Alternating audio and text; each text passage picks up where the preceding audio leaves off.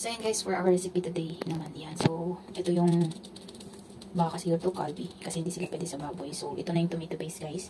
Ready na rin ang ating potato, yung sibuyas, ginger, yung ginger garlic paste. At saka may cardamom din binat. Ito guys, linalagay nila sa tea ito. Para pang tapo. Yan, may garam masala powder, red chili, turmeric, vinaigrette leaves yan. Gagamit natin mamaya guys. So, ang recipe natin ngayon is, ayun, hindi ko maano.